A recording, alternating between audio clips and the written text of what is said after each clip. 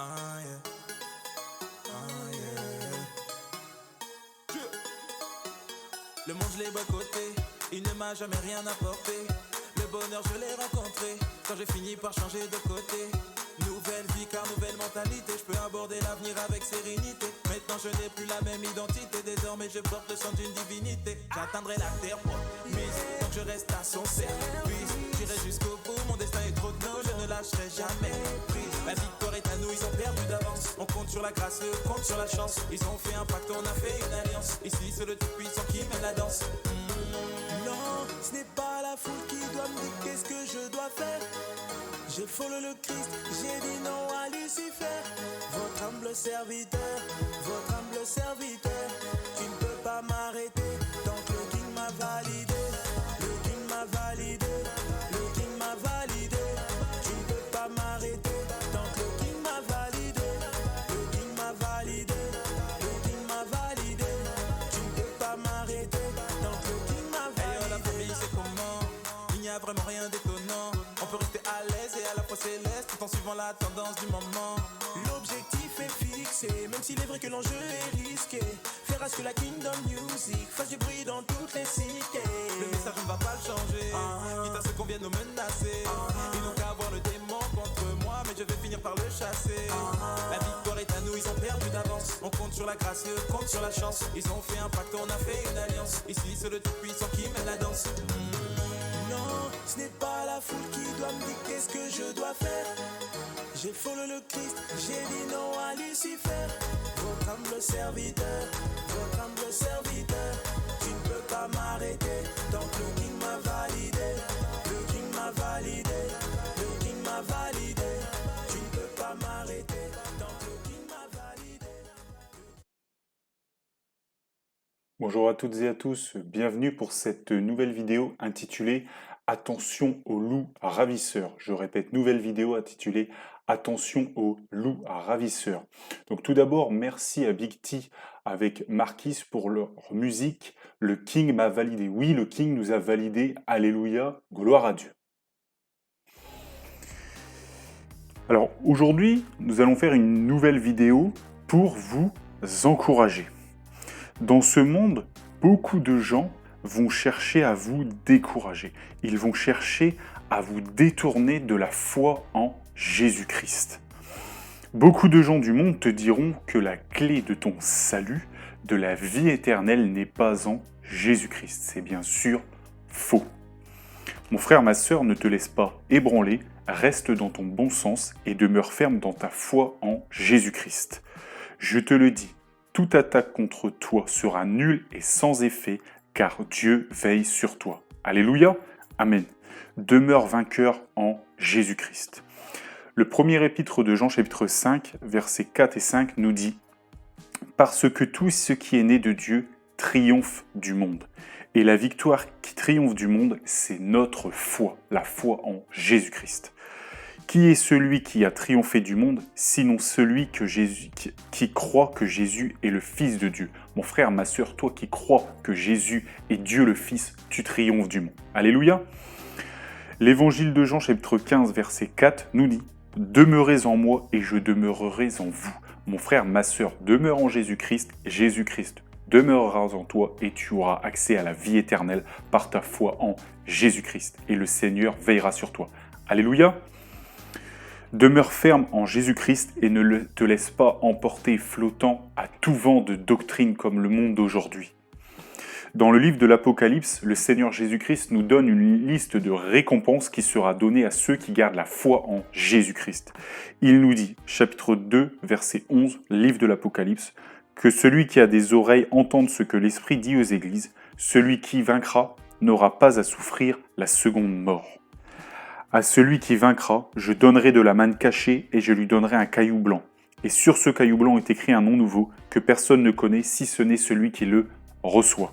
Plus loin dans le livre de l'Apocalypse, nous lisons « À celui qui vaincra et qui gardera jusqu'à la fin mes œuvres, je donnerai autorité sur les nations. » Plus loin, nous lisons « À celui qui vaincra sera revêtu ainsi de vêtements blancs, et je n'effacerai point son nom du livre de vie.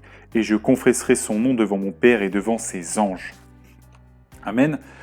Plus loin, il est dit, celui qui vaincra, je ferai de lui une colonne dans le temple de mon Dieu, et il n'en sortira plus. J'écrirai sur lui le nom de mon Dieu et le nom de la ville de mon Dieu, de la nouvelle Jérusalem qui descend du ciel. La Bible nous dit encore, celui qui vaincra, je le ferai asseoir avec moi sur mon trône, comme moi j'ai vaincu et me suis assis avec mon Père sur son trône.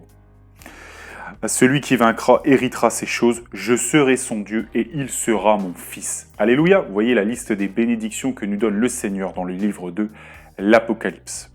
Dieu te sauvera et te donnera encore bien plus pour prix de ta foi en Jésus-Christ. Amen. Demeure ferme en Jésus-Christ, c'est le combat spirituel de chaque jour. Tu dois garder la foi. Comme je l'ai déjà dit dans d'autres vidéos, il y a ici-bas une guerre spirituelle pour la foi en Jésus-Christ. Le diable, il utilise beaucoup de gens pour te décourager. Et si tu gardes courage, il va t'envoyer des adversaires plus forts pour t'éprouver. Il va t'envoyer les gens religieux. Il va t'envoyer ce qu'on appelle les loups ravisseurs, les ouvriers d'iniquité. Ils sont redoutables parce qu'ils connaissent les Écritures, mais ils ne les comprennent pas ou ils les tordent, ils en changent le sens volontairement. Beaucoup de gens religieux, en le sachant ou pas, parfois, entrent dans le jeu du diable. Et la Bible nous parle vraiment d'ouvriers d'iniquité. Ça, c'est très dangereux. Ces loups ravisseurs sont très dangereux. Le Seigneur Jésus-Christ a eu lui-même à faire face aux pharisiens, aux scribes qui sont venus pour l'éprouver, ceux qui s'étaient loups ravisseurs et qu'ils ne le reconnaissaient pas comme Dieu, comme Messie, comme le Christ. Et aujourd'hui, encore, que de gens se perdent à cause de ces pharisiens, ces scribes des temps modernes qui tordent le sens des Écritures et qui éloignent les personnes de la foi en Jésus-Christ. Il faut se tenir ferme et demeurer ferme et plein de courage dans la foi en Jésus-Christ. Amen. Le Seigneur Jésus-Christ, il a fait justement des reproches à ces loups ravisseurs, à ces pharisiens, à ces scribes à son époque, et il leur a dit, Évangile de Matthieu, chapitre 23, verset 15, « Malheur à vous, scribes et pharisiens hypocrites, parce que vous courez la mer et la terre pour en faire un prosélyte, et quand il l'est devenu, vous en faites un fils de la géhenne, 2 fois plus que vous. » Mon frère, ma sœur, il parcourt la terre pour faire un prosélyte. Qu'est-ce que ça veut dire un prosélyte? Un prosélyte, c'est un nouveau converti à la religion. C'est-à-dire qu'ils vont partout pour la terre pour convertir les gens. Mais une fois qu'ils les ont convertis, le Seigneur Jésus-Christ dit « Vous en faites un fils de la géhenne », c'est-à-dire un fils qui va aller en enfer 2 fois plus que vous. C'est-à-dire qu'il le mérite 2 fois plus. Parce qu'ils vont tellement l'éloigner de la foi en Jésus-Christ que ce nouveau converti, ils vont tellement l'éloigner loin qu'il aura pour récompense, bien sûr, l'enfer. Mon frère, ma sœur, vous voyez, les loups ravisseurs, les scribes, les pharisiens, qui pourtant connaissaient les Écritures, étaient aguerris dans les Écritures, le Seigneur Jésus-Christ leur dit, vous convertissez des gens, mais vous en faites un fils de la géhenne 2 fois plus, parce qu'ils ne comprennent pas les Écritures, parce qu'ils tordent les Écritures, parce qu'ils éloignent les gens de la parole de Dieu, de la foi en Jésus-Christ, qui est la clé de leur salut. Mon frère, ma sœur, fais attention à ces gens-là. Alléluia! Mon frère, ma sœur, si tu lis la Bible, si tu la médites, Dieu te guidera. Si tu as un pasteur qui prêche et ce qu'il y a dans la Bible, tu es heureux. Mais tu dois t'attacher d'abord à la Bible, à la sainte parole de Dieu. La Bible, elle n'est pas là pour faire joli. Elle est là pour te donner les moyens de grandir dans la foi. Elle est là pour que tu connaisses la vérité. Dieu savait que ce livre, que la parole de Dieu devait rester intacte, raison pour laquelle il a dit, à l'évangile de Luc, chapitre 21, verset 33, « Le ciel et la terre passeront, mais mes paroles ne passeront point. » Le Seigneur savait qu'il était très important, bien sûr, que les gens connaissent la parole de Dieu, puissent y avoir accès telle qu'elle est, puissent la lire, puissent la méditer. Alléluia. Le Seigneur va dire de David qu'il était un homme selon le cœur de Dieu. Avant même la venue du Seigneur Jésus, il est dit dans le tout premier psaume que le fait de lire la parole, de lire la Bible, de la méditer, te donne les clés, te donne la bénédiction. Nous allons lire le tout premier psaume de ce grand homme de Dieu, David, qui était vraiment guidé par notre Seigneur, qui a écrit de nombreux psaumes, et on voit le tout premier psaume, ce qu'on peut considérer peut-être du coup comme le plus important. Il dira « Heureux l'homme qui ne marche pas selon le conseil des méchants, qui ne s'arrête pas sur la voie des pécheurs et qui ne s'assied pas en compagnie des moqueurs, mais qui trouve son plaisir dans la loi de l'Éternel et qui la médite jour et nuit. Il est comme un arbre planté près d'un courant d'eau qui donne son fruit en sa saison et dont le feuillage ne se flétrit point. Tout ce qu'il fait, lui, réussit. » Amen. Vous voyez, c'est vraiment une bénédiction d'avoir la parole, de la méditer. Donc mon frère, ma sœur, médite la parole, demeure ferme en Jésus-Christ et tu seras ainsi résistant. Quand il y aura un loup ravisseur qui va venir, tu vas savoir si ce qu'il dit est vrai ou faux, tu vas savoir le démasquer et tu seras protégé. Alléluia. J'aimerais vous rappeler que, par exemple, l'apôtre Paul, quand il a été envoyé par le Seigneur pour prêcher aux païens la foi en Jésus-Christ, il a été prêché à Bérée, à toute une ville. Et cette ville, toutes les personnes qui étaient dans cette ville ont vérifié tout ce qu'il disait. Paul n'a pas été étonné, il n'a pas repris ce qu'il faisait. Pourquoi ? Parce que Paul savait que la foi vient de ce que l'on entend, et ce que l'on entend vient de la parole de Dieu. Sans la Bible, sans la parole de Dieu, alors comment savoir ce qui est vrai du faux et faux du vrai ? On ne peut pas savoir. Les Écritures sont fondamentales pour connaître la vérité et ce qui est bon et agréable aux yeux de Dieu, ce qui te mène au salut, et ce qui te mène au salut, c'est la foi en Jésus-Christ. Amen. On va lire ensemble donc ce court passage dans les Actes des Apôtres, chapitre 17, verset 11. Je répète, Actes des Apôtres, chapitre 17, verset 11, la Bible dit « Ces Juifs avaient des sentiments plus nobles que ceux de Thessalonique. Ils reçurent la parole avec beaucoup d'empressement, et ils examinaient chaque jour les Écritures pour voir si ce qu'on leur disait était exact. » Vous voyez, ça c'est un très bon réflexe. Si un jour un loup ravisseur vient, et un loup ravisseur cherche à vous décourager, à vous détourner, mon frère, ma sœur, fais comme les gens de Bérée si tu ne sais pas. Regarde les Écritures, examine-les et vois si ce qu'on te dit est vrai. C'est ainsi que tu vas démasquer le loup ravisseur. Amen. Plus on passe de temps dans les Écritures, plus on est affermi. Plus on est affermi et plus on est solide dans la foi en Jésus-Christ et en Dieu. Si on nous raconte n'importe quoi, comme par exemple peut le dire le pape aujourd'hui, on saura rester sur le chemin étroit de la vie en Jésus-Christ. Alléluia. J'aimerais vous dire aussi que ce n'est pas un bac+5 en théologie qui vous assure le salut. Encore une fois, c'est la foi en Jésus-Christ. Les apôtres, ils n'avaient pas bac+5. Et le Seigneur Jésus-Christ n'avait pas bac+5 en théologie. Si tu as bac+5 en théologie, la bonne théologie, la vraie théologie, la théologie de la parole de Dieu, que tu connais vraiment les Écritures, tant mieux.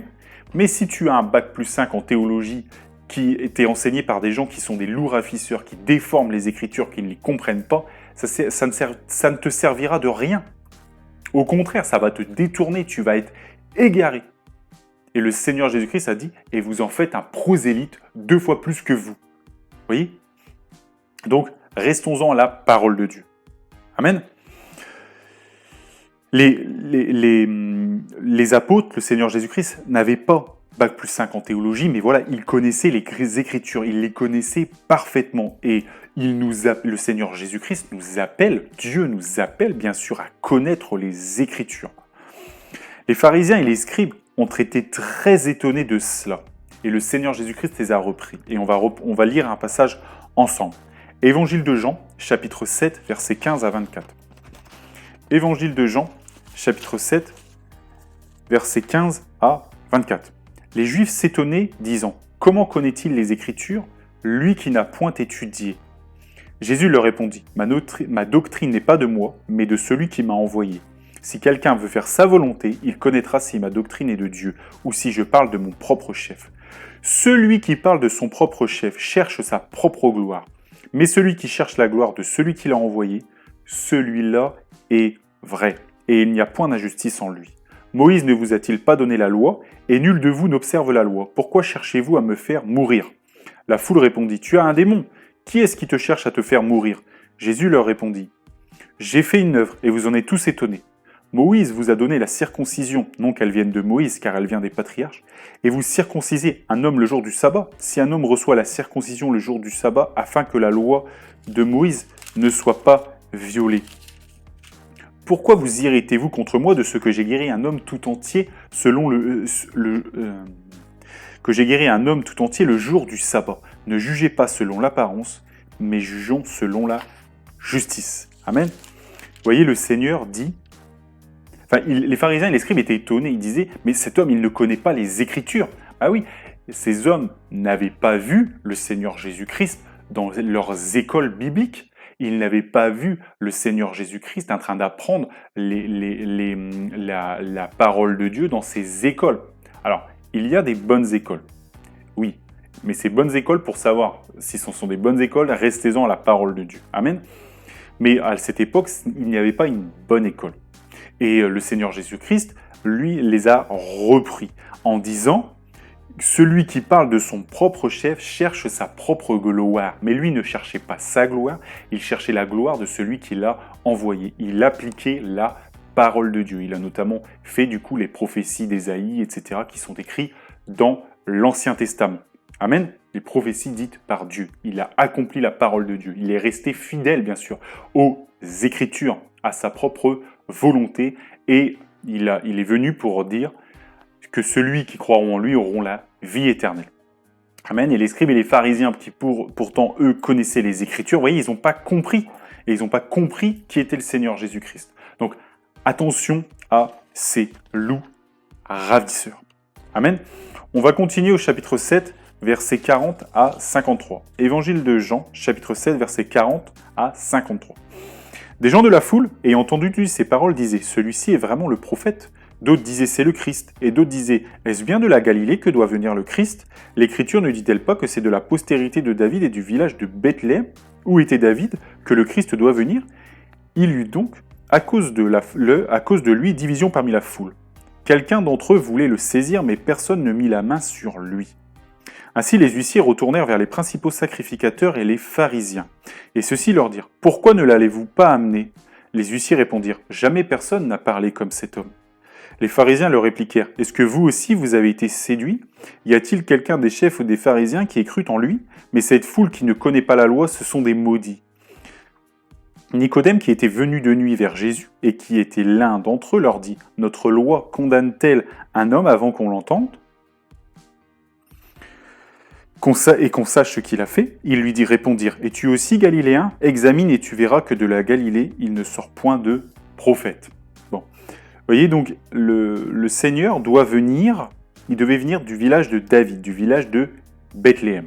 Et le Seigneur est bien venu de ce village de David et le village de Bethléem. Mais à cause des persécutions de l'époque, du roi Hérode, il a dû s'en aller et il a été en Égypte et il est revenu.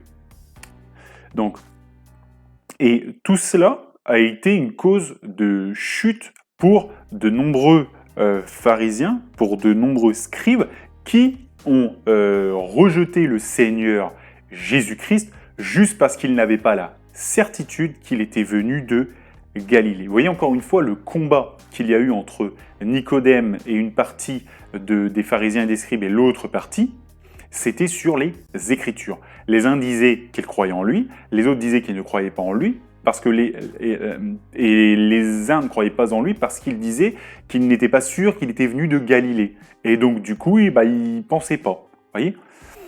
Et les scribes et les pharisiens, ils étaient dans l'orgueil spirituel. Vraiment, ils étaient dans l'orgueil spirituel. Voyez ? Parce qu'ils ont dit, y a-t-il quelqu'un des chefs ou des pharisiens qui ait cru en lui? Mais cette foule qui ne connaît pas la loi, ce sont des maudits. Est-ce que c'est parce qu'un chef ou un pharisien va croire ou pas croire en lui que nous allons croire ou pas croire en lui? Bien sûr que non. Nous allons faire, notre salut est individuel.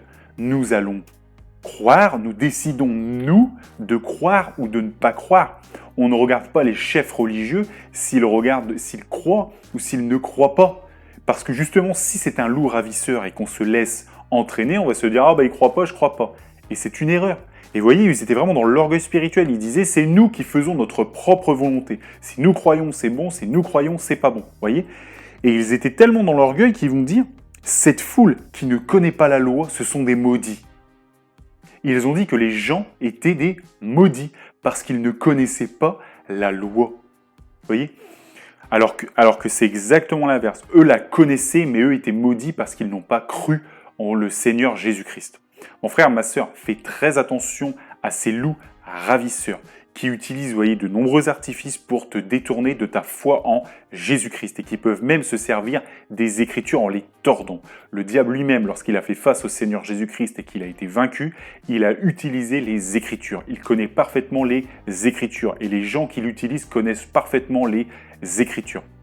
Donc mon frère, ma sœur, demeure ferme en Jésus-Christ, dans la foi en Jésus-Christ et lis les Écritures. Fais finalement comme les gens de Béret, examine les Écritures pour savoir si ce qu'on te dit est vrai. Amen.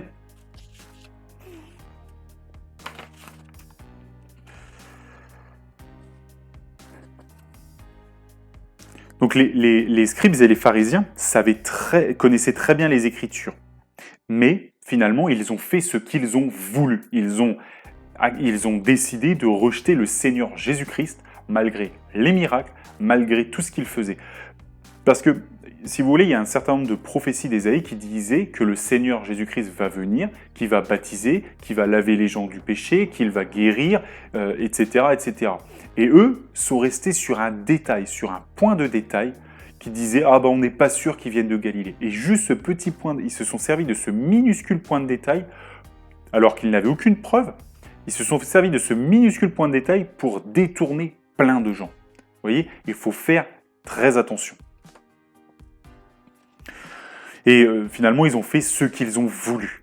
Vous voyez, en fait, généralement, les pharisiens, les scribes servent leur propre religion. Ils se servent eux-mêmes. Ils croient, ils prennent un petit peu par-ci, par-là. Et finalement, c'est ce que font les catholiques aujourd'hui. Ils prennent un petit peu de ci, un petit peu de ça. Le pape a dit qu'il ne fallait pas prendre toute la Bible au pied de la lettre, mais vous voyez, on commence du coup, hop, on commence à se détourner de la vérité, on efface certaines choses de la Bible et après on tord dans n'importe quel sens.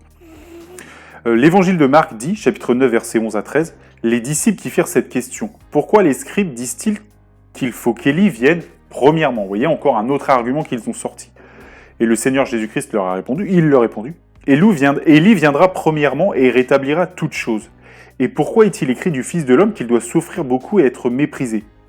Mais je vous dis qu'Élie est venu et qu'ils l'ont traité comme ils ont voulu, selon qu'il est écrit de lui. » Vous voyez, c'est-à-dire que même leurs arguments de dire qu'Élie devait venir premièrement, en fait, Élie, c'était Jean, et Jean était venu. Et les scribes et les pharisiens l'ont rejeté. Vous voyez, c'est pour ça que le Seigneur Jésus-Christ dit, ils l'ont traité comme ils ont voulu. Donc, la parole de Dieu, elle est là, elle est vraie, elle est claire, mais les scribes et les pharisiens ont rejeté Jean, ont rejeté Élie, et derrière, ils ont rejeté le Seigneur Jésus-Christ en disant, mais non, il doit venir en premier. Vous voyez ?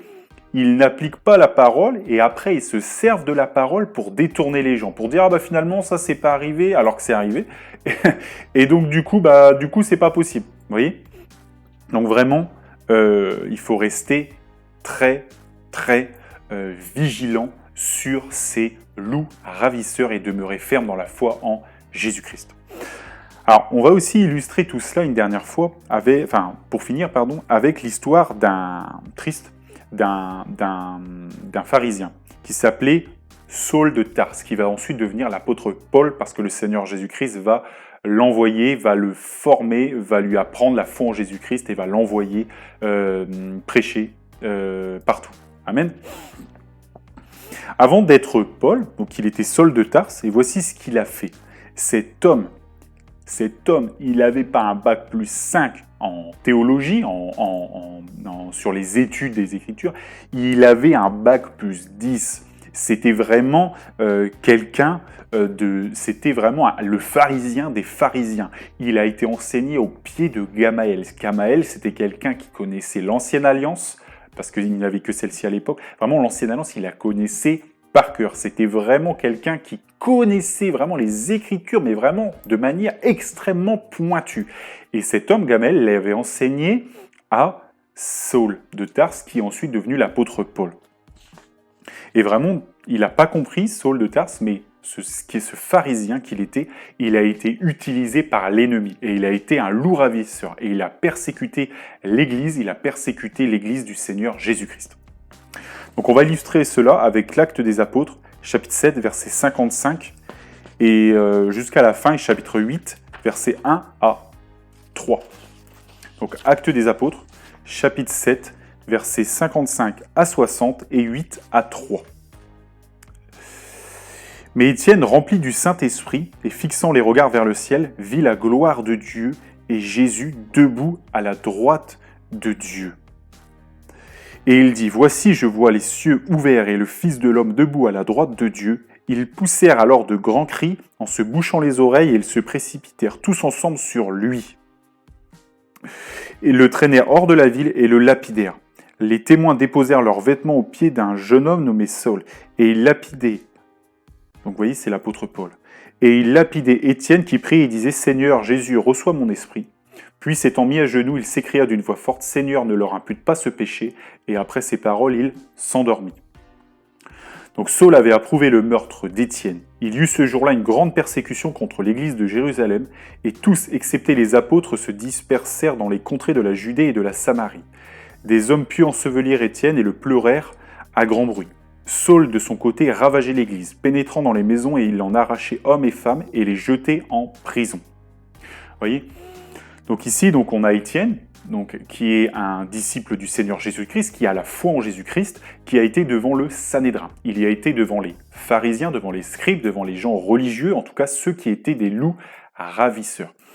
Et en témoignant et en disant que Jésus était Dieu, ils n'ont pas pu supporter d'entendre cela.